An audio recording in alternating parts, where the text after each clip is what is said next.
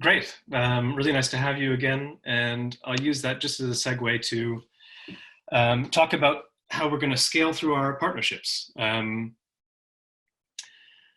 So I think, really talking about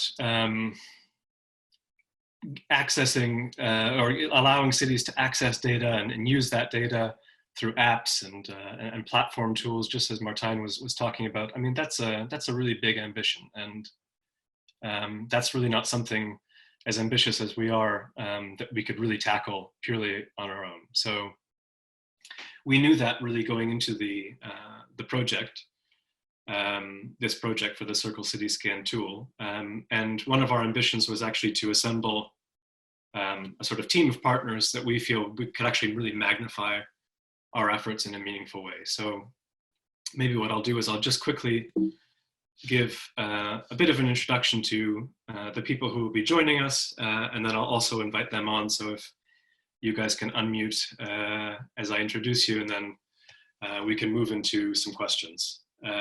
But yeah, joining us today is Ashima Sukta from the Ellen MacArthur Foundation. Obviously, EMF is a powerhouse in the circular economy world, well known as a global thought leader.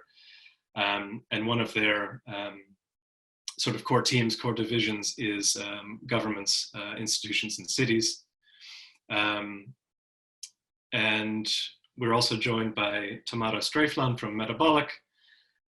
Metabolic, also a wildly ambitious organization with consulting and think tank and also venture arms that's really, I would say, united under the mission of transforming the global economy to a fundamentally more sustainable state. They really do a lot of great work. Then also Arnaud Sabe from Geofluxus. They've really been doing some interesting work developing an open source platform that is actually able to map public waste data geospatially.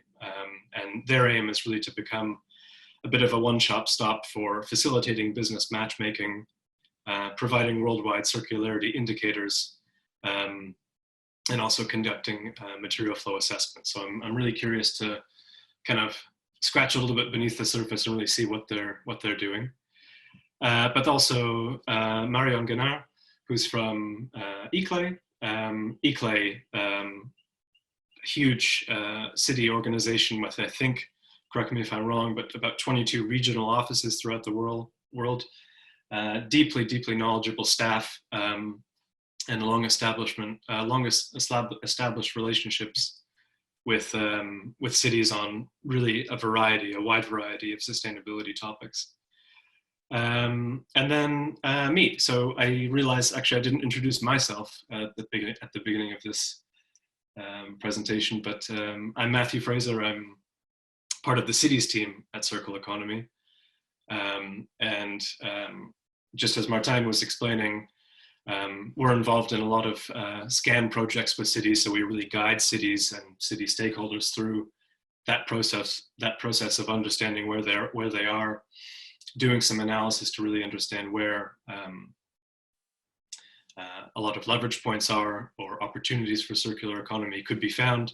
And then we really try to push them towards implementation by bringing together experts and stakeholders, both within the public sector and in industry.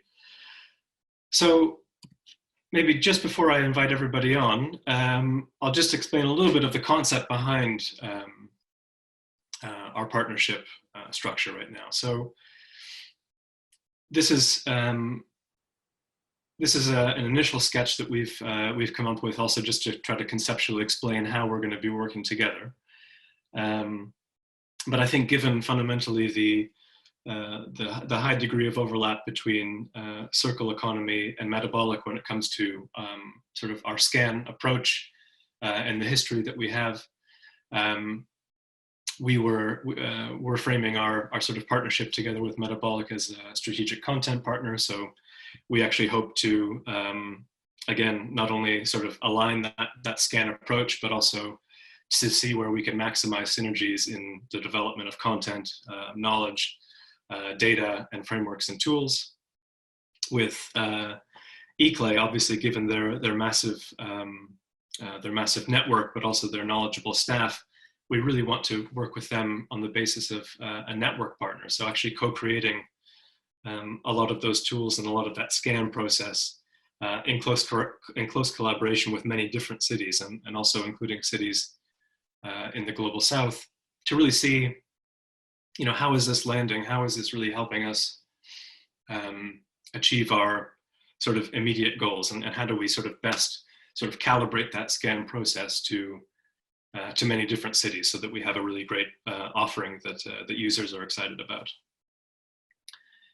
The Ellen MacArthur Foundation, obviously a huge player in terms of shaping the narrative and outreach in terms of cities, and we're hoping to work with them as an advisory partner. So again, really shaping that narrative that we bring to cities, and really also trying to understand and bring in that understanding of where cities are at, what they're struggling with, maybe how they also work, and would see themselves working with private sector and other partners to translate sort of circular economy thinking and circular economy approaches into action.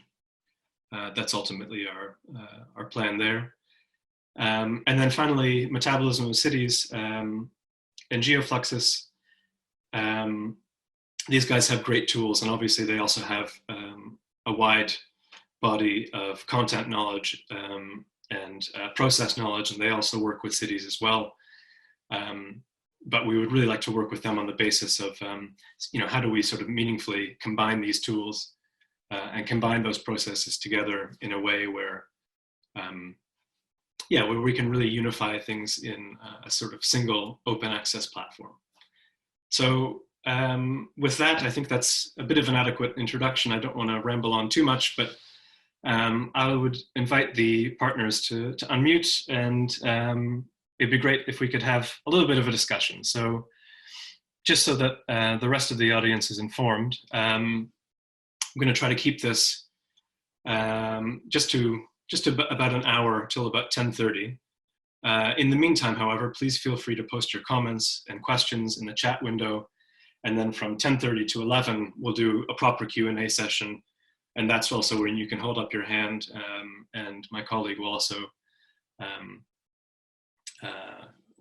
click on your name, and you can actually just join into the conversation. And I think that's actually a nicer way to keep things a bit more alive and interesting. So without any further ado, I would invite on the panelists, and we'll just do, oops, I'm skipping ahead one more. I'll just leave this screen up, but if the panelists could join me, that would be fantastic. Great. Hi, Matthew. Hi, everyone. Hey, Ashima. Hi, Matt. Hi, everyone. Hey, Tamara. Hi, everybody. This is Marion from ICLEI. Good morning, everybody. Thank you for joining. Maybe I'll just start off, and also Arnaud and Aristida, are you also joining us? Yeah, can you hear us? Yes, Arnaud, I have you, yes. Hi. I don't. So unfortunately, he's not here yet. Maybe just to start off, you've heard me speak and also Martijn speak a little bit about, I think, the kind of bigger picture of how we've been working with cities and our approach, but also our vision going forward. Maybe I can just get a bit of a hot take from you on sort of how you see the sort of core need of cities, and maybe just explain in a few words the type of work that you do, just also for the benefit of our audience. Mm-hmm. Arnaud, do you want to start?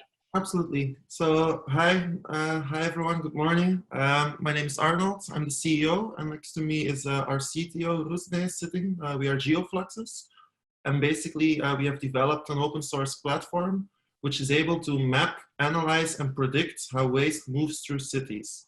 And so I think we're very excited to be part of this bigger project, also with all the other partners, to really see how we can scale up our efforts. I think there's a big need to really start joining forces. I think we're all doing very interesting work, but how we can see how we can bring the different expertises, as Matthew was just explaining in the previous slides, together, knowledge partners, more technical partners, network partners together, is really the way forward to really bridge the circularity gap, as MacArthur put it, from 9% to a much higher percentage. So we're very excited to be part of this. Great. And then maybe we can just keep going around and do a quick round. Ashima, do you want to jump in? Sure thing. So hi everyone, it's great to be here today virtually with all of you. So I lead the Cities program at the MacArthur Foundation. And in terms of sort of who we are as an organization, I sort of describe us as both a think tank and a convener of stakeholders working towards systemic change for a circular economy. The way that translates into our work that we do with cities and how we support city governments, there's really three key pillars to our work with cities. The first is around actually developing content that's targeted at that city government audience. So developing research, reports, tools that really help them better understand what the circular economy means at the city level, what policies they can use to encourage it in their cities. Just last year, we launched a resource suite for local governments that you can find on our website. The second pillar that we work on is promoting and disseminating the idea of a circular economy to city governments. So using the content that we developed, using the concepts and content that all of our partners are developing, we really do a lot of communications and going to events and having individual meetings to really promote and share what the circular economy is and get the message out. And thirdly, and possibly most importantly, is the work that we do on mobilizing and convening key urban decision makers towards action and working on demonstration projects. So we currently work with cities across Europe, North America, Latin America, and China. And we also have a significant sort of business network, higher education network. And so a lot of our work these days is focused on making connections between those different stakeholders and encouraging them to work on pilot projects, demonstration, implementation, so that we can really see circular economy come to life. So that's our work in a nutshell, and looking forward to the discussion. Great, thank you. And maybe Marion? Sure. So Marion Guénard from ICLEI. As Matthew was saying, ICLEI is a global network of local government. And indeed, we have 22 offices spread around the world. And we engage in our network, there's over close to 2,000 local governments now. And through our regional staff and in partnership with key actors such as circular economy, we support cities on different fronts. We support them on driving a low emission development, a nature-based development, an equitable development, a resilient development, and a circular development. So basically looking at how they can reduce pressure on natural resources and reduce waste production. Obviously, this will look different in different world regions. I see a number of ICLEI regional staff in the attendees today. And probably in the discussion this afternoon, they will all have interesting insight to share on how different cities around the world see the circular economy. So we obviously tailor our circular development services to these cities' needs. Some of them have really a focus on integrated waste management. So that's where we support them, or it might be on public procurement, might be on collaborative governments. It might be on job creation, and we are also hearing a lot from cities that they need monitoring and planning tools. So we are very excited to work with Circular Economy on this project. Exactly, and I think I can stop now and continue later.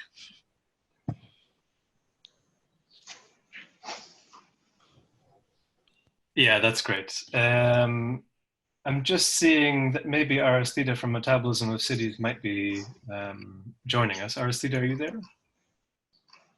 Yes, indeed, I'm here. I don't know if you can hear me. Fantastic. Yeah. Thanks for joining us. Yeah, no worries. I don't know if you caught the first question, but Yeah, I did quite a bit of an intro. Also, our CEO, Martijn, talked a lot about sort of how we work with cities. And I was just also curious about how you, because I know that you're also deeply involved working together with cities.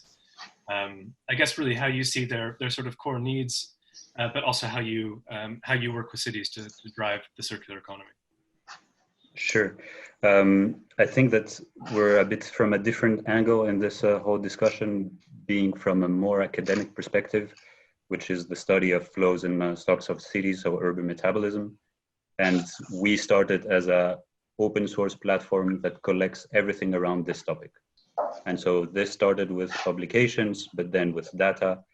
And more what we want is to create a community around it that goes beyond academia, so city officials, practitioners, etc., etc. We have created a number of open source platforms where you can upload, visualize data, you can download them, and we work on different scales. So we work at city level, we work at island level, we work at company level, and the idea is that we want also to scale at country level, global level, in order to see circularity as a whole. So because cities are interlinked, we cannot, of course, see them as a separate entity. They're part of a global circular system. And so now we're working with 7 European cities to develop a circularity assessment methods that will be a kind of a kitchen recipe where they can have a basic approach where they can drag and drop data sets in order to see how circular they are. And we work with ICLEI on that, ICLEI Europe. And so yeah, I can share afterwards a number of stuff that we're doing, but in essential, we're developing open source stuff in order to create a community around this topic. And so this is how we want cities. Cities are obvious end users for us. Yeah. Great, thank you very much. And then I think our last one is just Tamara from Metabolic. Maybe you guys can give us a little introduction. Sure, thanks, Matt. Yeah, so my name is Tamara Stevenand, and I lead the cities program here at Metabolic. And at Metabolic, we're working towards, I think like all of you are doing, at the transition towards like a more sustainable global economy, a fundamental sustainable global economy, and then as fast as possible. And I think Matt mentioned a little bit of that Metabolic is not really one company, it's a bit more like an ecosystem. So we have a consulting branch in which we advise governments, industries, and NGOs on sustainable practices. We also have a think tank that is more focused on applied research and developing new methodologies. And we also have a ventures arm, and most recently we've started a software developing company called Systemic. So as to our cities work, yeah, so we really work on multiple scales. So we started out with really practical, with a circular living lab in the north of Amsterdam called Geofluxus, where we really tested some circular practices. So what does it actually look like? And then from them we scaled up. So our work is also still really multi-scalar. So from circular building towards how does that live in an area or a neighborhood, but then also citywide and regional. And that work ranges really from a circular built environment and what does that look like for, like advice for developers and architects, but also measuring their impact. Citywide metabolism scans that lead to strategies, working on circular governance by developing tendering guidelines or circular procurement strategies, but also identifying opportunities for SMEs. Like what does a circular SME look like? And finally, also like spreading our insights and really sharing what we do with other organizations. So we, our approach is always from a systems thinking angle. So really understanding what the root causes are in a system and what you need to address to achieve the impact that you want. And we always have a foundation of extensive data analysis. In our process, we always look at the current state as a basis to forming a vision and then thinking back of what a strategy can be. And then finally also looking at implementation. I think one of the projects that is a nice example is our work in Rotterdam that we did together with Circle, where we first formed a strategy, but then also right now are kind of looking at how to implement some of the things or some of the interventions that we formulated that strategy by doing a new urban mining assessment and then also implementing that building hub with local partners. And I mean, like over the last couple of years as we went, like we've developed multiple tools such as like digital metabolism scans, but also monitoring dashboards. as well as that urban mining tool that I just mentioned. And I think what we are really running into is that we need to accelerate and really scale up this work. There's lots of organizations working on that, and that's really nice in this partnership, I think, is that we are able to combine our efforts and prevent ourselves from like inventing the wheel twice. I also think that if you have this common narrative between all the organizations working on it, and you know where everybody stands, that also allows you to then move further and you know, like really combine the efforts. And then finally, I think it's also really important that with the amount of cities that there are globally, that we build a way of like sharing the knowledge and capacity that we have. And I'll leave it at that. Great, thanks so much. So yeah, I think as all of you have heard, there's some very significant heavyweights around the table that are each bringing in a lot of experience and a lot of interesting work over the past couple of years, really on the topic of circular economy in cities. I would, at the risk of diving in maybe a bit too deep, I would love to hear your thoughts. On one hand, I see, you know, if you look across sort of any other part of the economy, the sort of magic that data has in terms of unlocking insights, making it a lot more transparent to see obviously what's happening now, but even as Tamara was saying, really trying to understand a bit more of the systemic causes behind things. I think data clearly is a huge tool in leveraging that. At the same time, perhaps cities aren't moving as quickly as they can towards circular economy models. And I know that that's obviously not all in the city's hands to sort of, to make that happen. But maybe I can just get everybody's, I'll do a quick round again and then I'll ask individual questions, but maybe I'll just ask everybody, I think, what are the key barriers? What maybe just the top three kind of key barriers that you see really holding cities back right now? Maybe each of you can maybe just try to reference a bit of your own experience in working with cities in that. Maybe we'll just do a complete reverse order. So maybe Tamara again, and then we'll jump to Aristida again.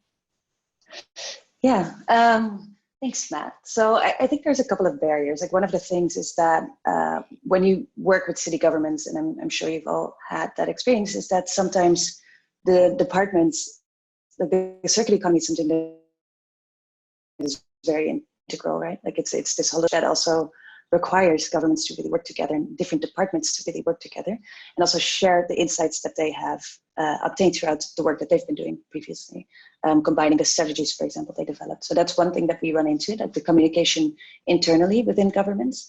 Another point is that data is often collected by different organizations. So if you really want to get a good picture, then you really have to see who owns what. And then the data that we use sometimes isn't open, right? So then you get a database for 1 year and then you have to get a renewed subscription for the other years. And then also like when you want to compare cities, there is different formats or different databases. So I think like really that common narrative or that common approach in collecting data, but also storing it and then having it available is quite a barrier for like that we run into, and I'm sure there's many more, but maybe one of the other panelists wants to jump in.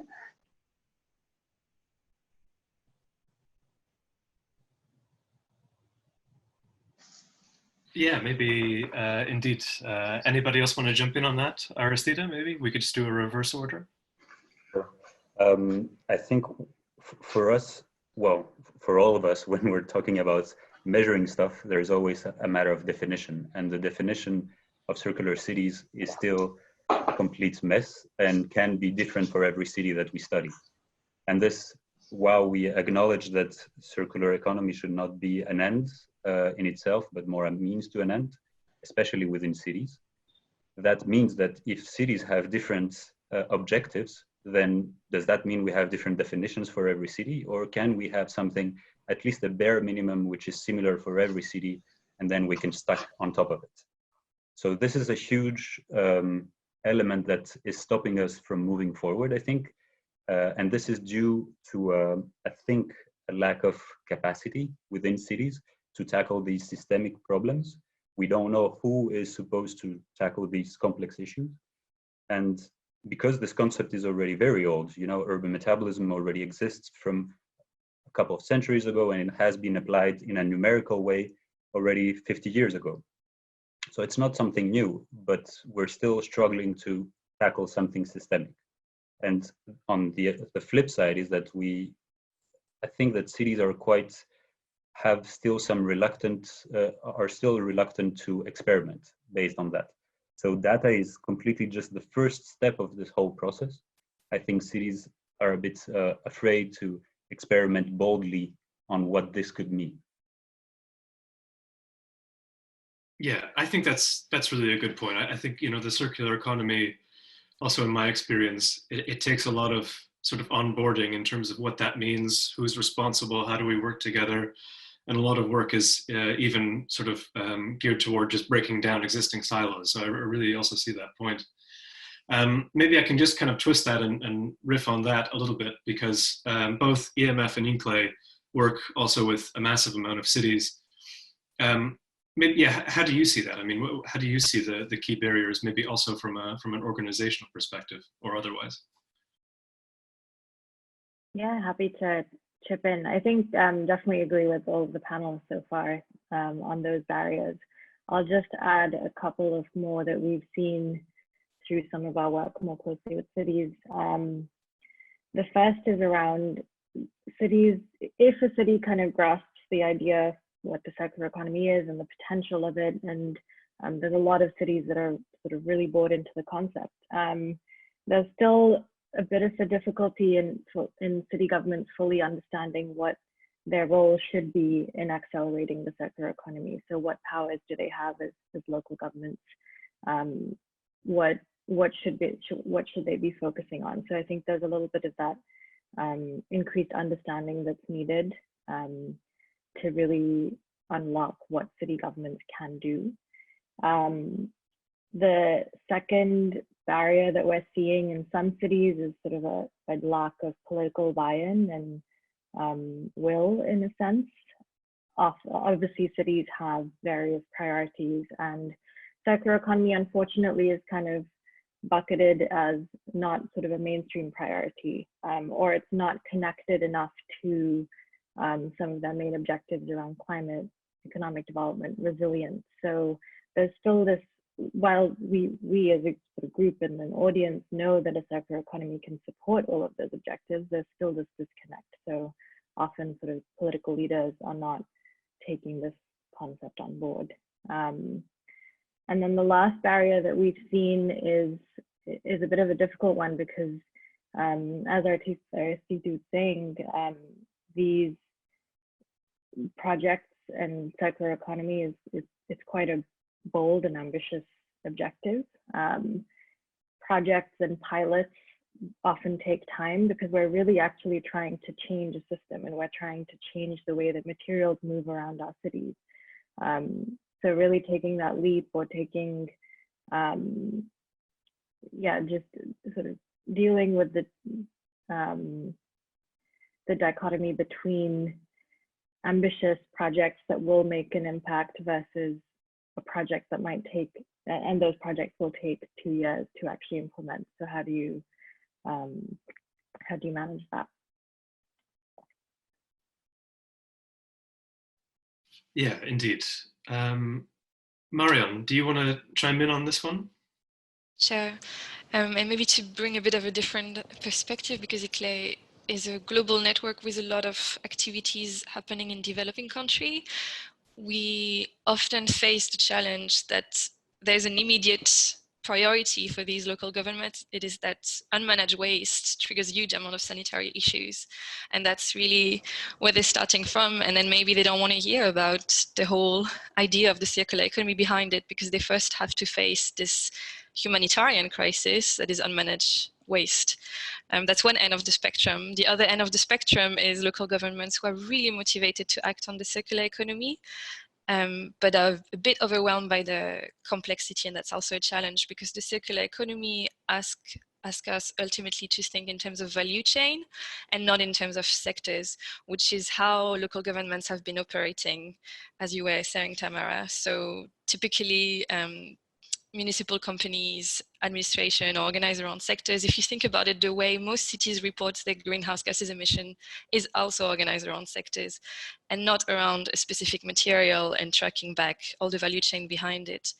So it brings a lot of complexity to the table. If as a local authority, to take a concrete example, I wanted wastewater to be treated in a circular way, I would need my public wastewater company to work with the local energy company, the district heating network, local farmers, maybe even a chemical companies around.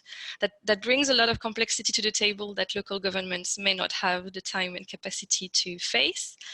And it needs a lot of actors to come together and work together in a way that they are not used to. And to link it back to data, I think collecting data is a good way to start acknowledging this complexity and to identify the actors, because if you collect the data in a bit of a bottom-up way as well, it's also a good opportunity to engage the key actors that you will need to work with. So yeah, I would say those are the two big challenges at both ends of the spectrum. Yeah, indeed. I think that's something that we also see in our work is, well, cities are run quite differently. They're used to operating in different ways. You know, I think there's nearly 5,000 cities globally, which are all naturally very different from one another, and also, I would say, quite proud of their individual identity. Maybe just sticking with you, Marion, I mean, how do we, and maybe how, from your experience within ICLEI and also having that sort of breadth of work, both in terms of the subject area, but also sort of the geographical scope, how do we sort of bring them around this sort of central circular economy narrative? And I think, as Aristide was saying, is that even though we as sort of experts are quite familiar with circular economy as a term, it often lands or is framed quite differently in different environments. So I'm curious also maybe just to speak from your experience about how do we sort of unify that that framing of circular economy globally. I know that's a difficult question for you. Yeah, so again, as a global organization, we really are attached to the idea of finding the right entry point, not just to circular economy, but also to other key sustainability challenges. So to try to understand what is the key need of a local government, be it waste management, health, employment, business innovation, they all relate to circular economy. And I think ultimately it's about showing that, as you were saying, Aristide, that the circularity agenda is an enabler for these wider sustainability goals. And I find through the project I've heard of at ICLEI and my own project with cities that there are kind of three specific sustainability agenda that resonate particularly well when they're linked to circular economy. The first one is climate action, as Ashima was mentioning, and how circular economy principle can help achieve mitigation and adaptation as well as co-benefits. How it links as well to employment. That's a key topic on which we're actually working with circular economy since a year now. And the last one is social equity and public participation. So how can we link circular economy to more inclusiveness and more equality at the local level? That's something that resonates a lot.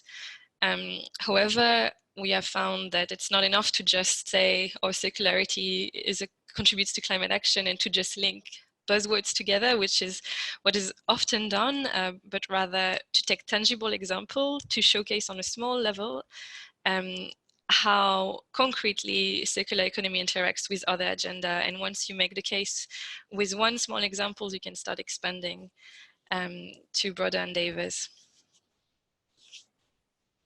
Yeah, indeed. Maybe I'll just use that as actually as a bit of a launching point into a new tangent, and also kind of drill right down into the subject of data and tools and sort of encoded knowledge. Maybe for the guys over at Geofluxus and Aristide from Metabolism of Cities, what have you found to be really the most compelling data to bring in front of these decision makers to really drive, I guess, not only action, but also really sort of building the case for a need, really building the need for a circular economy. So obviously both of you are involved in material flow data, but maybe you can talk a little bit more about that. Like really, what are the different data types that we need to bring in front of decision makers' faces to really drive that action and to drive that transition over the longer term? Mm-hmm. Yeah, I would actually swap a little bit this question and change the answer to it. So I think it's not so much about the specific data types that we really need to bring on the table. It's more about the trust behind that data and trust behind every single number that we bring. And this is what we see a lot, well, circular economy builds on trust a lot. Every party has to trust each other, otherwise the whole circle is broken. And then if all of us are using different numbers to talk about the same thing, then the trust is not there. And of course, the different numbers that we use they depend on the different definitions that we use to get into these numbers. So this is kind of natural, but because we don't explain well enough where they came from and what was behind that data and how it was collected, and you know, all the methods that were there before, so that we can compare which one is the real one to be used in the discussion in the right way, then the trust is not there. And then it doesn't really matter which data type is there or not. It's more, yeah, what do we do with this data? How do we present it? And how do we make people believe that the data actually represents the reality? Mm-hmm. Yeah, and this is, I think, that's one of the big barriers that we see for the circular economy, that right now this transparency behind every single number that we use is not there yet. And maybe I can ask you just to build on that a little bit, just also for the sake of the audience to understand a little bit of what you guys are doing.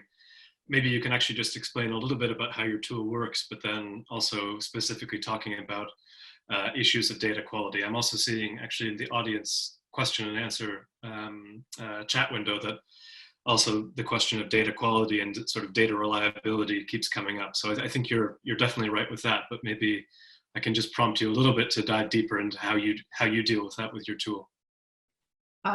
Yeah, so our tool is doing the material flow analysis, or in our case, more waste flow analysis in cities.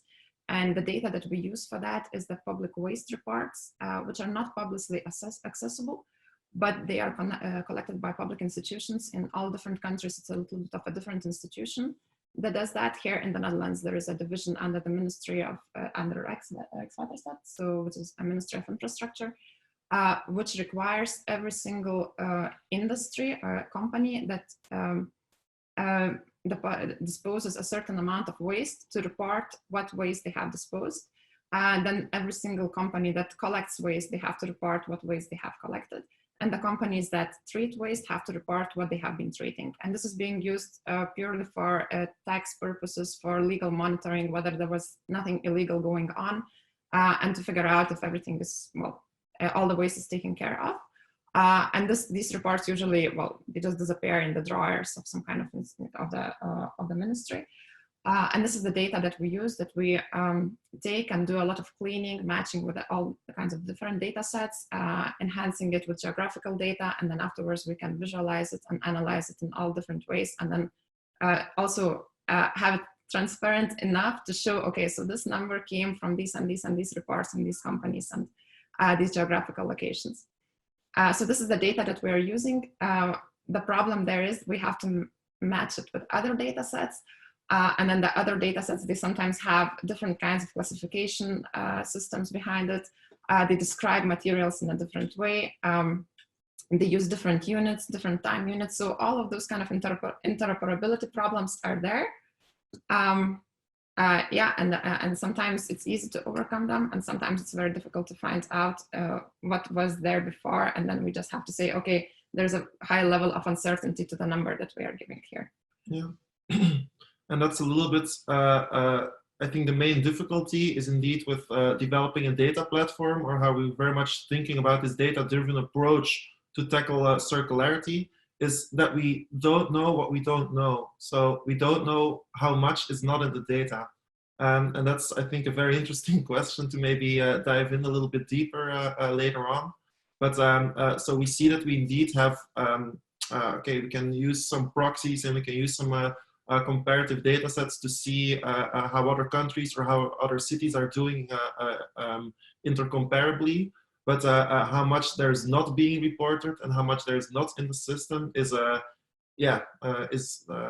data morgana, as they call it, is still a very big question mark. I think which we all don't have an answer to. Yeah. Yeah, indeed. I've also confronted that issue many times. But maybe Aristida, do you want to chime in on this question as well? Because I'm sure you've got your hands sort of deep in the data world as well, and you have some ideas you'd like to share. Yeah, thanks very much. I think there were excellent points raised just before. And I think we still have to take a step back and think what data can provide us as answers. Data is not like a silver bullet. It provides us answers that we ask questions to. So you can have data explain you a big picture of, these are the main flows of your cities, and most cities use the same flows entering and exiting. So a big picture, that's one thing, why you should use data. Then also some particular anecdotes. So for instance, in Brussels, most of the wood from the forests was chopped down and went to China. We didn't know that. As soon as we learned that, there are specific actions that are now developed to tackle that. So knowledge is something that data can provide us with.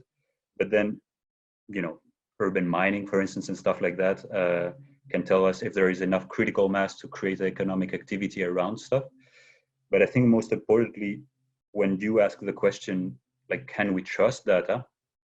Our approach is to have an open contribution approach, rather than saying these are absolute data. Perhaps I can send some links, but what we have is anyone can contribute to data.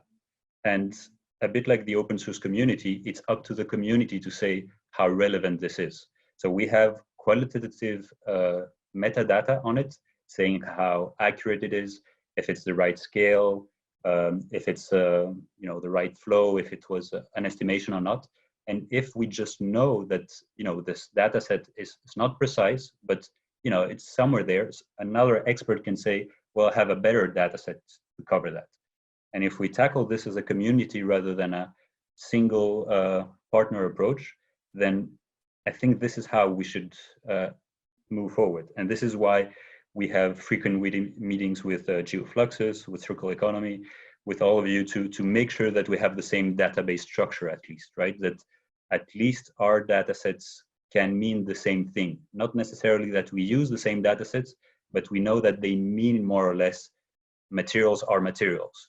And we're going to call materials that way. Now, what's inside the data itself, the quantities, might be different for all of us, or we might use different units. But then we just need to have translation tables from your units to our units and things like that to make sure that as a whole we contribute to the same purpose. Else, we're just going to lose time and money in this quest, I think. Yeah, I think that's a really good point. Does anybody else want to jump in on this question before I move to the next one, or shall I move on? Well, maybe in that case, I think there's a big question, not only about indeed the data quality and the types of data and trustworthiness, but also, I guess, how do you bring that together in a framework that's also useful for people?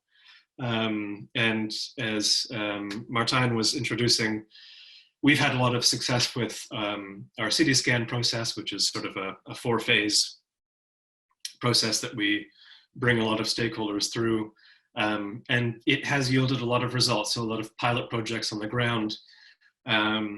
And actually just in the past few weeks while we were scrambling around to make this event fully digital, do you actually really get to see the power of not only data, but these sort of apps, let's call them, these creative tools that also allow people to sort of jump on. So just to make it concrete, we're going to use Miro boards in the afternoon for our design sprint. I think there's also a big role for maybe shifting thinking and getting people to sort of go through that process. So I was also hoping maybe we could each speak a little bit to that sort of innovation process, as it were, where you sort of pick up pieces of data, apply meaning to them over a process, but really that really guides your decision making. I know that Metabolic has done a lot of work, and obviously goes quite deep into the whole systems thinking methodologies. Maybe I can start with you, Tamara. I mean, how do you see a sort of role for, let's say more sort of brainstorming or creative systems thinking tools that actually sort of guide people, maybe multiple people, through that process? Yeah, I think that's a great question, Matt. Like, so what we've been discussing a lot right now is that, like, you know, how can data help making the current system insightful, like help us understand what that looks like, but also identify the the biggest leverage points, and also seeing what we can work with, right? Like if you're looking at waste, for example, or materials, like what do we have to actually work with? I think one, and this also ties into the barriers that we were discussing earlier, and I think Ashima and Marianne both upon it as well, is like the question of ownership and accountability.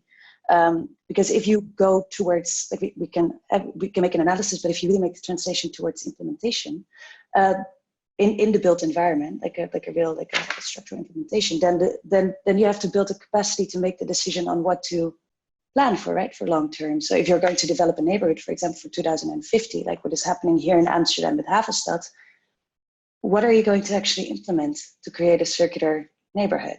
So I think the question of brainstorming and really giving people access to one, like evidence-based impact. So what has worked in different places or other places? Maybe you want to look at certain neighborhood typologies and compare these, like what has worked there, what were the characteristics of the enabling context, like what enables a solution like that.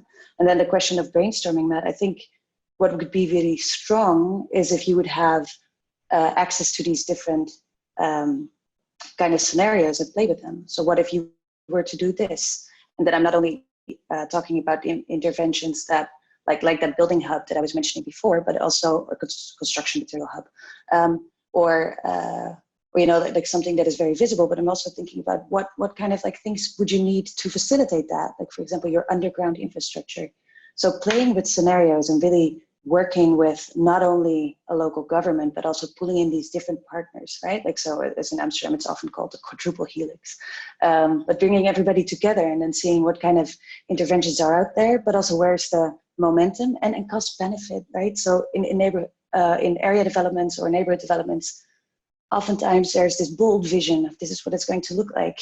But then when you get to actually seeing what is the impact that we want to achieve, what kind of interventions do we have at hand, and also what are the benefits and the impacts that we could achieve with that, I think those are really important things also to collect buy-in from, for example, developers, right? Because oftentimes the cost is with someone else and the benefits are like green space, I think, for example, is an important point there. So I guess like really putting everybody at the beginning of a process like that and giving them access to scenarios, but also the kind of the impacts that could be achieved, and then helping people understand the system and how that works, I think is a really powerful tool. Yeah. Yeah, indeed. I think the example of sort of neighborhood development also in some way makes it a lot more tangible, because you're really dealing with, well, at least sort of mentally, a sort of understandable system, and a little bit smaller scale than a city. But actually, I wanted to just pick up on a keyword that you mentioned, which is sort of comparability. And maybe I'll just kind of run that by Marianne and Ashima. I mean, how much are you working already with cities on the sort of topic of comparability, specifically when it comes to circular economy? So I know that there's a lot of sort of indicators or KPIs or sort of dashboard metrics that kind of always enter the conversation. But maybe just from your experience specifically on that, I mean, how are cities really sort of tangibly looking into comparability, and what in your sense do they want to see when comparing themselves with other cities?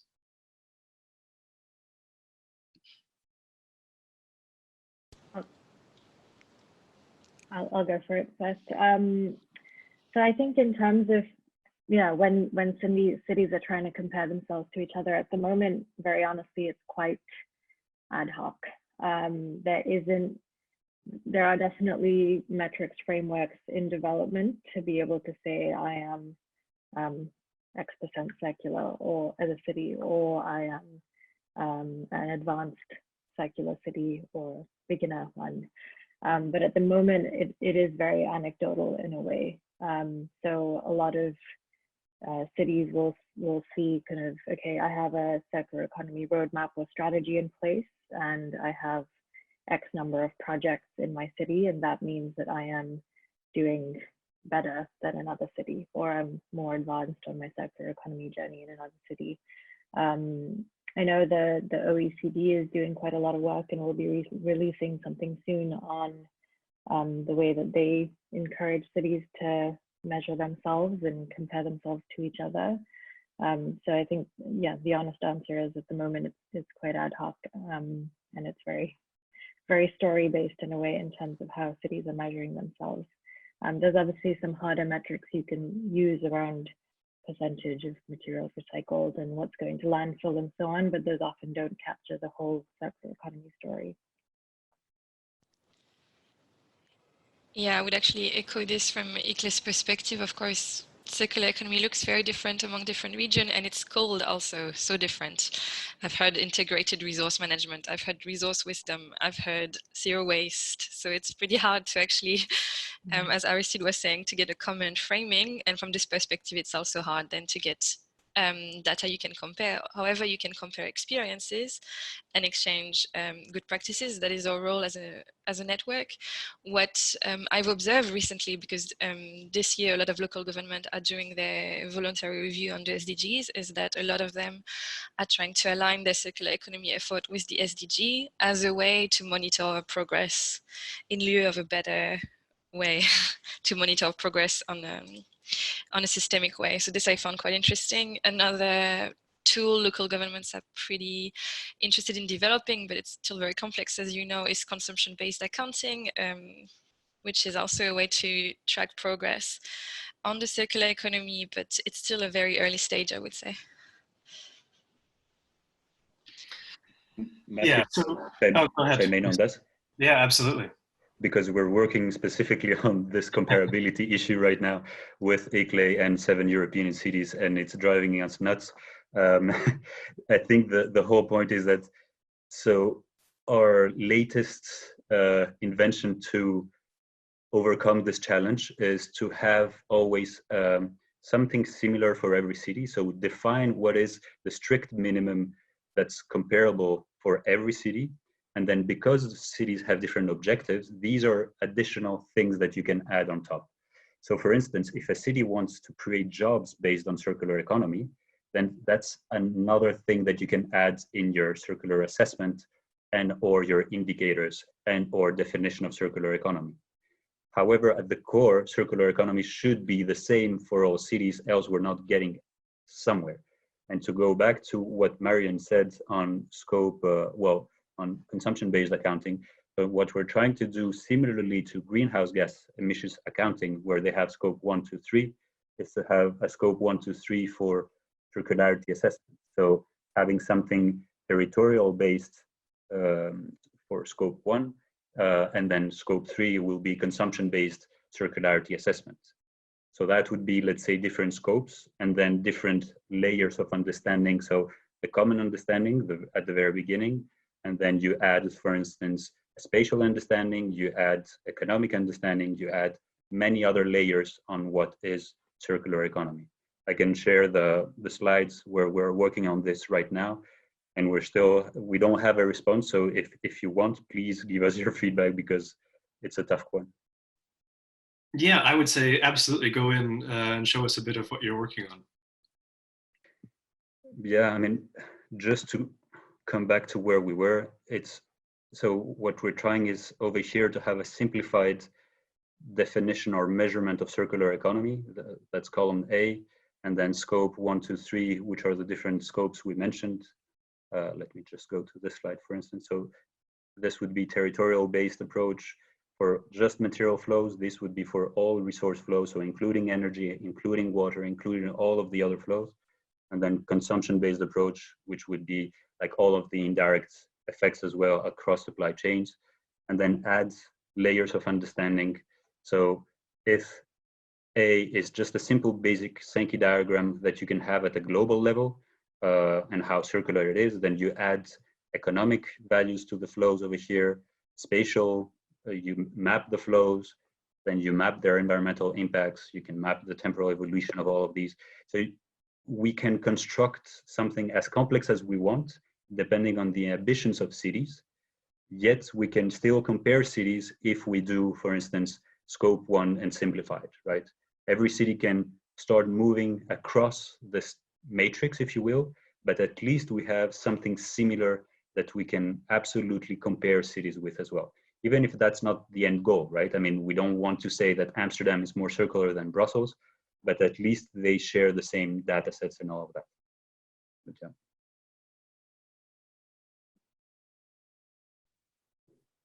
Yeah, great. Indeed, I think that's something that I also wanted to touch on and maybe get all of your insights on, was just, yeah, I mean, we're not going to go from kind of shaky data, different ways of doing things, general sort of fragmentation to a perfect scenario. But I do think, I don't know in the audience how many people are familiar with Exiobase, but it's for us experts out there, I think it was a first really good effort to bring together data in a meaningful way. Unfortunately, it's now quite old, but I think the value in sort of combining efforts, and indeed, Arcida, as you're saying, is even though you can't sort of go to a sort of best case scenario right away, at least you can begin to work with some sort of basic level indicators that will at least, I think, aid in decision making. And of course, there's always room for refinement as you get there. But maybe just linking it now back to the Circle City Scan tool as a project. What would you see as sort of key components within that? And I think, obviously, I'm aware of the audience, they haven't yet explored it yet, but I think what we've tried to do is kind of bring in a lot of different flavors of things. So a bit of sort of metrics comparability around socioeconomic indicators, a little bit of a material flow analysis, kind of that whole scan process where you can sort of, let's say, activate your problem solving abilities and really try to narrow down to a focus. But yeah, I mean, I would just wonder what you guys would see as a sort of maybe key to success. Like what was a really must-have feature that you would say that we as partners would really need to bring together to one platform? I'll leave that as an open question to whoever wants to jump in. Maybe I can start with the non-technical inputs, Marion from ICLEI here. I think what would be critical is to be able to process data coming from very different sources and having a very different level of granularity depending on the context. What I do really like on the platform right now, and that I find very exciting, and I don't want to give any spoiler, is the ability to align circular economy thinking with other priorities of the city, like greenhouse gases emission or employment. And as a last step, and again, I'm spoiling a bit, to link it to suggest real-life examples of how this looks like in practice, or for an intervention that has been identified by the platform can look like in practice. And I think this combination of a very data-driven process, but also informed by the practice, is very critical to the success of the platform. Absolutely. And I think this, again, without giving too much away, yes, the idea that you can, for all cities are interested in better understanding how it applies to them and the sectors that are important to them and the things that drive their own economy. So this idea of sort of being able to customize slightly and not just get quite a generic advice on what you should be doing, I think that's really important. So this mix of really being able to tailor it in a way to what's unique to your city or the things that are important to you, I think that's quite critical. Yeah, so if I could just build off what she was saying, is that so for cities, yeah, every context is very different, right? Like every city is unique, and there's a lot of organizations also already working in many cities around the world, and I think this platform will allow us to kind of share our best practices and the methodologies that we have seen work, as well as like facilitating them and actually starting this process by making tools available, is key. Also, thinking about like where is the biggest development going to happen, which is in the developing world, right? These cities are growing and growing and growing, and I think there's lots of like bigger networks working there already. So providing them with the capacity in the form of tools, knowledge, best practices, data, or comparative data, I think is key, and is something that that is very important about this platform. Yeah, I think that's nice. And then maybe to add on top of this is, so one thing is to show them how to do that, right? And then I think what's very important to be included in the platform is that there is some kind of way to reach out to the people who can help with doing this. Because always when you put something on the platform, there are always going to be questions. Okay, so how does this actually work in reality? And it would be perfect if it was possible to also reach out to people who already went through this process and who can help on this. And also behind all single data set, that it would be possible to contact the ones who are responsible and who can answer questions about, so how did it work? How did we arrive to these numbers? How did we arrive to these proposals, to these solutions, and to these kind of impacts? So I think this is also a very important part of the system, this kind of making it tangible and making it real and making it relatable with somebody who can further help in the process if the help is needed. Yeah, I think that's indeed the beauty of this pool of partners, that we work all within this triad of creating an overview or creating insights and then making things actionable. And I think especially the translation step between the overview and the insights to actually making things actionable, as Tamara was saying, different scenarios, different good practices from all over the world, sharing which enabling parameters were instrumental in facilitating these good projects, and really showing which people are responsible or are necessary to bring around the table to actually make change happen. And I think this is we brought the right people around the table already within for development of the tool, but right now we need to bring it into the real world, and I think that's that's something which we will discuss further, I hope, later this afternoon. And I think just a word of caution, I think we always link systemic understanding with data-driven approach, and data-driven approach being something only the developed countries or rich countries have, but that's not true. I mean, there are several examples. Some of us are also colleagues with the UN Environment Global Initiative for Resource Efficient Cities, and they did examples in small cities in the Philippines where they collected data with a small village, and they actually had a systemic understanding of their water usage, and they took policies based on that. So we have to decouple, I think, the systemic understanding from the huge data-driven and online platforms that we really strive for and we're very excited about. The two do not mean that they're opposites, but we should convince or at least reassure cities that are coming from us that do not have statistical offices, that do not have a huge capacity building, that it's still possible to start with systemic understanding and then do actions. Without this, I think circular economy is very fragile. If we don't base circular economy on systemic understanding and then do actions, then I feel we're going to lose this whole battle somehow.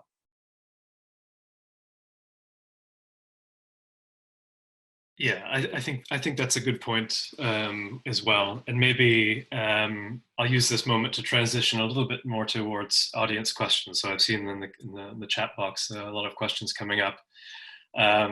One of the interesting questions that caught my eye was obviously the influence of coronavirus on, well, the way that we do almost everything, it seems. I think clearly we can see that immediately there's sort of a big resilience question coming up when we see obviously the shock of the economic shock of people working from home just by a couple of weeks. I mean, just kind of riffing on that whole systems thinking and systems understanding, what can we do as cities also to be more resilient and to shield ourselves from these shocks that I think will certainly be around in the future, in the years to come. But maybe just to open things up and to kind of switch gears a little bit, I'd be curious to see if any of you guys have been thinking about that, and if you have any ideas that have come to mind. I have an idea. Oh, sorry. Okay. I have an idea that comes to mind based on a direct experience. We're working with the city of Turku since about a year on their circular economy roadmap. And obviously, as priorities started to shift, we are delaying what should have been a co-design phase with a lot of stakeholders consultation, etc. However, I find that what is allowing this project to be very resilient is that from the very beginning on, Turku has been very collaborative with a lot of stakeholders, and everybody is on the same page, knows what is being done, has stake in the project, and so I'm quite confident that things will be able to progress because every relevant actors actually own the project. So I think this is what will make circular economy efforts and broader sustainability efforts in cities resilient, to share responsibilities with all parties involved. That was a bit of a cheesy contribution, but one that I think is important. Yeah, important to remember. I just wanted to share a few reflections. I mean, based on stories I'm hearing of what's actually going on in cities in response to this crisis, I think there's a lot that we can learn about what makes our cities resilient that are quite connected to the circular economy. So just 3 stories. Firstly, there's a lot, I mean, we're all experiencing it right now, the importance of urban logistics and delivery and perhaps reverse logistics. So maybe there's something we can learn about the increased deliveries that are happening in our cities and how that might actually encourage us to be more reliant on those things and explore what reverse logistics means and how we don't, the sort of importance of urban logistics. The second is we're seeing a lot of focus now on sort of local manufacturing and 3D printing of parts for ventilators and printing parts that need to be repaired so that we can quite quickly respond to this crisis. So again, I think the coronavirus crisis is actually bringing a light to something that's quite critical to a circular economy, which is local manufacturing and repair. And then thirdly, we're seeing so many businesses and companies kind of responding to the shock by changing their supply chains, or by whether that's kind of H&M now developing PPE, or kind of hotels that are taking and turning their hotel rooms into patient beds and things like that. So it's sort of this idea of what can we learn from us being more adaptable and changing the uses of buildings and supply chains, again, which I think are quite linked to circular economy. So there's certainly interesting times ahead, and hopefully a lot that we can learn from this crisis about what makes our cities resilient. Yeah, if I can just build off that, because I think that's a really great comment, especially the last part of like how fast we can actually operate and how fast we can get to action. And I think seeing what companies and hotels are doing is really amazing. I think on top of that, what is also pretty awesome is that local governments are acting so fast, whereas like oftentimes like, you know, they call it wicked problems, or the kind of like the gridlock that we get into. That's not there. So it would also be really interesting to see how how these processes happen in a time of crisis. Like what are the short lines and what can we learn from that? Like how can we maybe learn to actually have shorter lines or make decisions faster? I think in the Netherlands, we are a country that polders, you know, like the poldering in the Netherlands that we discuss a lot, and everybody works together. But I think here we managed to one polder, and then also as a second part, really get to action quite quickly. So I think learning from these internal processes and how we can speed them up and rearrange them, be flexible and adaptive, like Shimon was saying, is amazing, and it's really something that we can learn from and hopefully continue. Just an additional thought. I think that, of course, relocalizing urban manufacturing is perhaps a way to go. And though we see also limits and how circular cities cannot exist because we're, a global economy and we need, metals from somewhere else, and we're interconnected as much as we, it's impossible to disconnect ourselves from global economy. However, I think, and this links back to the work of circular economy, when you try to map out circularity of the word, in the latest editions, you also add the needs or the societal needs with the flows. And I think now is the time to also rethink societal needs, because, well, we can all do this via home, and that's well, for some people it's more difficult than others if you have children at home, but we still can manage and live a happy life without many of the things that we thought were indispensable beforehand.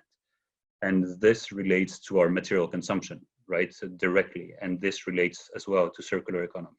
So I think these are specific times to redesign and rethink societal needs, essential, we're talking about essential people and essential workers right now. Let's rethink as well about essential needs for a circular society, right? This would be a good moment, I think. Yeah, absolutely. That's also something that's on our minds a lot. And in another program at Circle Economy, we're collaborating with Kate Rayworth and Donut Economics, which I think quite elegantly actually explains that interaction between circular economy as a means to actually get to, well, greater well-being within the limits of our planet. That's actually an audience question that I saw is, and maybe that's just for all of you, have you, or to what degree have you already been able to connect circular economy strategies and approaches to actually moving the needle towards, on one hand, let's say decoupling, so reducing environmental impacts, but at the same time improving well-being? I'll just come in with a quick story here. I think it's one of my favorite examples of sort of economic development, environmental impact, and social equity that come together in a project. The city of Belo Horizonte in Brazil, obviously, like many other cities, deals with a lot of e-waste and computers being thrown away and so on. And so they, along with a few other institutions, decided to tackle this problem of e-waste. And so they had created sort of a computer remanufacturing center and repair center in the city that hired local youth that were specifically at risk or needed retraining or reskilling in some way to sort of remanufacture and repair those computers. And that obviously both helps train those youth, but also means that not as many computers are going to landfill. And then once those computers are repaired and ready to go back out, they're actually then donated to local libraries or schools or other centers to actually increase digital inclusion. So it's a really quite neat example that was then scaled to a lot of other cities in Brazil that actually just shows how nicely these things can be connected, and there doesn't need to be a trade-off between social equity, environment, and the economy as well. I'm so happy to share that case study in the group too. Yeah, great, thanks. Anybody else want to jump in? Arnold? Yeah, I think it's a very interesting question, actually, something I've been also wrapping my head around the past couple of months, actually, because what we see in our analyses that we did for the city of Amsterdam, but also across the whole of Europe, actually, is that in terms of waste and waste production, compared to industrial waste, so waste from companies and industry in comparison with household waste, is that these numbers are extremely diverse from each other. So on average, we see actually that 89% of all waste moving through cities is company waste, is industrial waste. Only 11% is household waste. And so these kind of numbers, it's kind of very bare, basic numbers about waste systems and waste flows are mostly unknown to most people.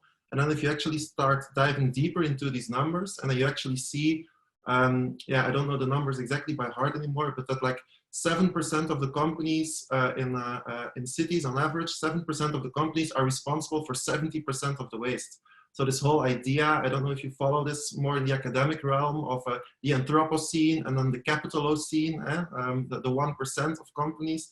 You also see this in material production and then also, responsibility on emissions and on created externalities for society. So I think this is a very interesting idea, which also, this is what data reveals also, right? The bare numbers on the baseline of the system, which is something still apparently very unexplored within the field of circular economy. So I think also revealing these kind of very key basic insights on, okay, where are the low-hanging fruits and which key actors you need to start tackling to have the biggest impact is also something very interesting. So yeah, that's my contribution. Thanks. I do have one interesting question. To what extent are we looking at AI or machine learning? I know that we at Circle Economy are not. It's certainly an ambition, and we've had a number of super exciting conversations. But yeah, I mean, obviously that's a big thing happening now. Maybe I can get your take on that about maybe if you're not already kind of dabbling in that huge lake of potential, how do you see that, and how do you see incorporating things like machine learning and artificial intelligence? It saves us a lot of time, that's for sure. Yeah, we are looking into that, and that's becoming slowly a part of our system right now.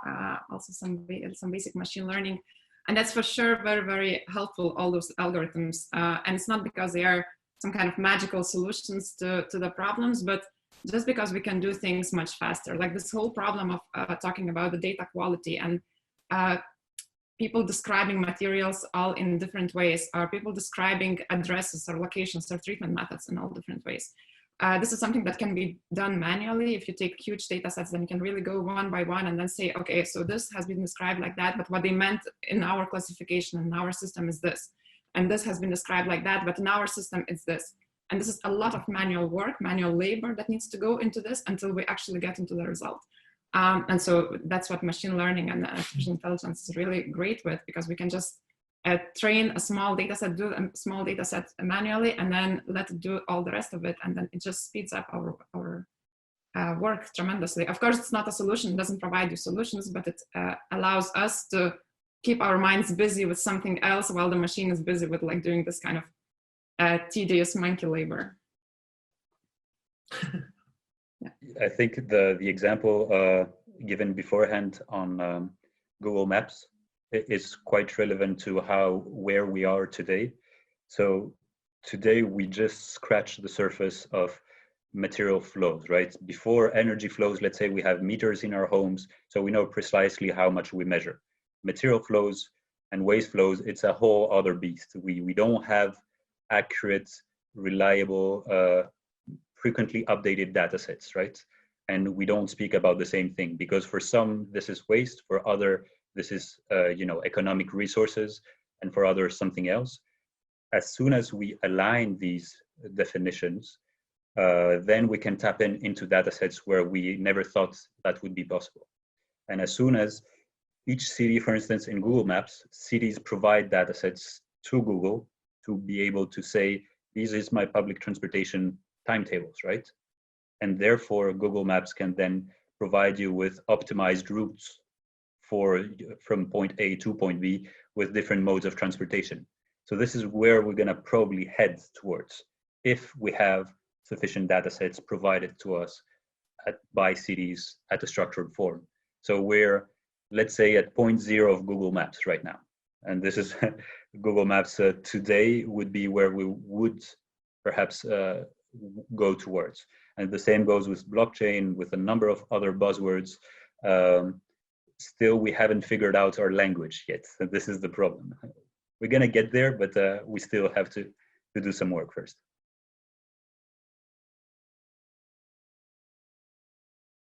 Ashima, do you want to jump in?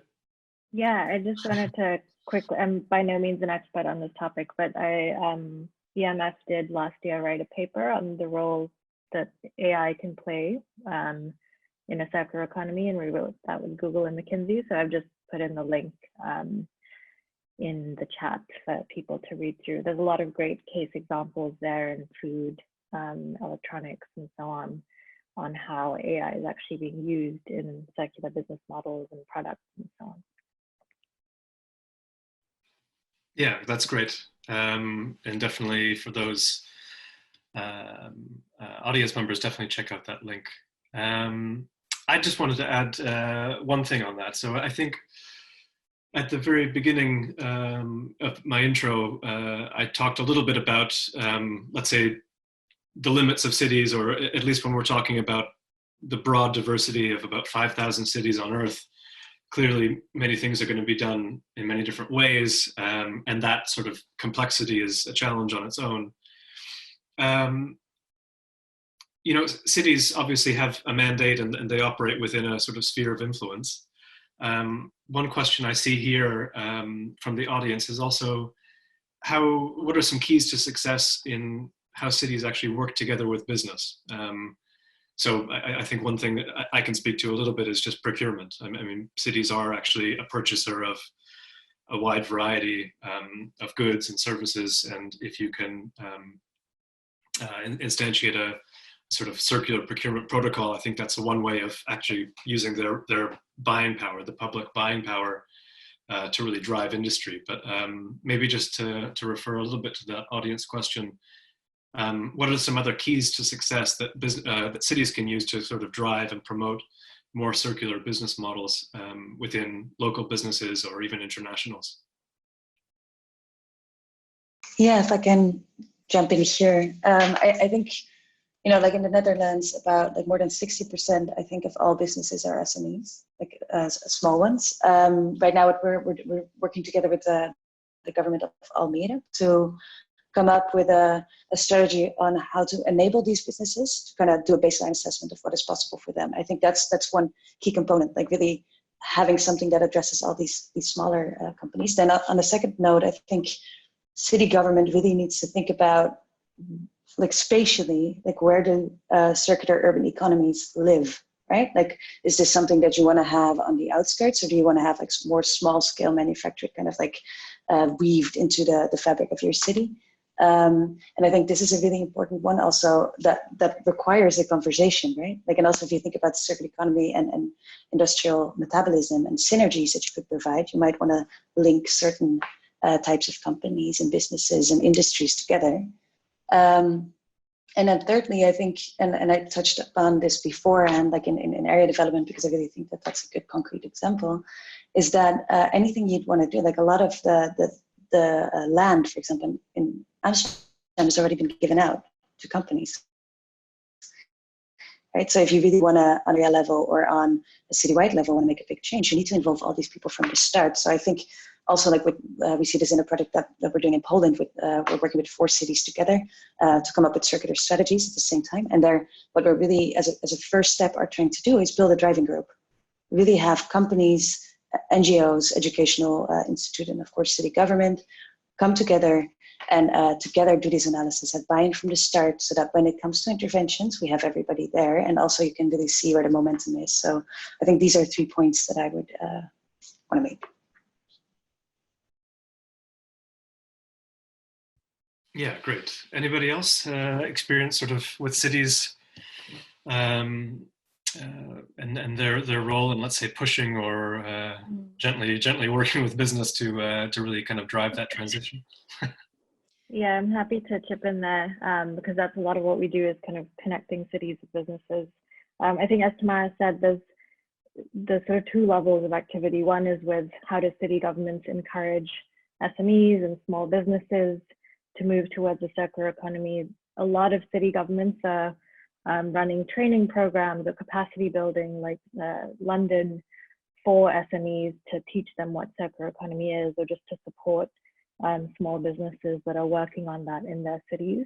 Often it's just about finding who those small businesses are and kind of encouraging them and promoting the work that they're doing in that city. When it comes to more sort of global corporations, In our experience, we're seeing a lot of companies that are looking for different, they might have a new product or a new business model that they want to test out that is circular, and they're looking for cities that they can test those in, where either the city government has set an ambition for circular economy, or they have incentives in place in some way, or the citizens are kind of more ready for a circular business model in a way. So an example is we have a few sort of glass manufacturing companies that are interested in running a reuse pilot in a specific city, and so there's a lot that city governments often don't aren't sort of making those connections necessarily, and so we as an organization are helping to facilitate some of those conversations and find the cities that are kind of most ready for those pilots in a way. Yeah, and maybe if I can add to this, building on your point on procurement, Matthew, ICLEI has been working since about 30 years on the topic of sustainable public procurement, and we have quite a number of resources on circular public procurement, also developed in partnership with, it's always hard for me to pronounce, but Rijkswaterstaat and European partners. I see actually ICLEI colleagues from ICLEI Europe who are experts on the topic in the attendees list, so maybe later this afternoon they'll be able to give more intelligence on it.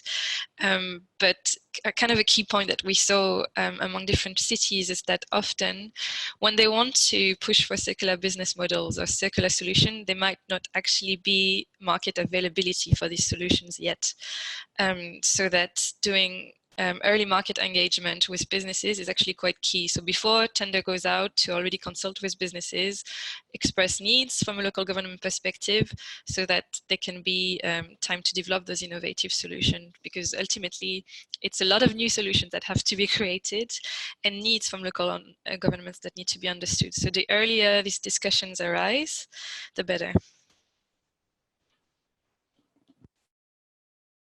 Yeah, absolutely. Aracida, do you want to jump in on that? Just, I think Tamara, really mentioned something very interesting, which is the spatial representation of our flows and the spatial reality of all of that.